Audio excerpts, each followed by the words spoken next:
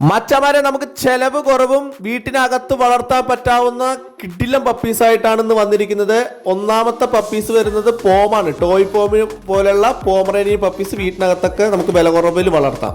അതേപോലെ നമുക്ക് വരുന്നത് ഡാഷിന്റെ പപ്പീസാണ്. ഡാഷിന്റെ പപ്പീസ് നമുക്ക് ചെലവ് കുറവാണ്, മൈൻ്റനൻസ് കുറവാണ്, വീട്ടിനകത്തും വെളിയിലെല്ലാം വളർത്താം. അതേപോലെ വരുന്നത് ഷിസുവിന്റെ പപ്പീസാണ്.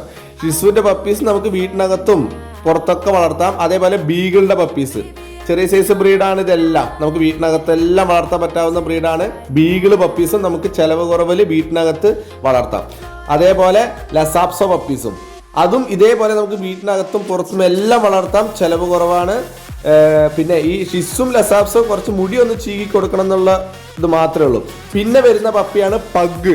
ഇത് നമുക്ക് വീട്ടിനകത്തൊക്കെ വളർത്താം, ചെലവ് കുറവാണ്. അപ്പോൾ ഇത്രയും പപ്പീസാണ് നമുക്ക് വീട്ടിനകത്തൊക്കെ വളർത്താൻ പറ്റാവുന്ന കിടിലൻ പപ്പീസ്. അപ്പം നിങ്ങൾക്ക് ഇതിനായിട്ട് നമ്മുടെ താഴെ കാണുന്ന നമ്പറിലോട്ട് വിളിക്കാം.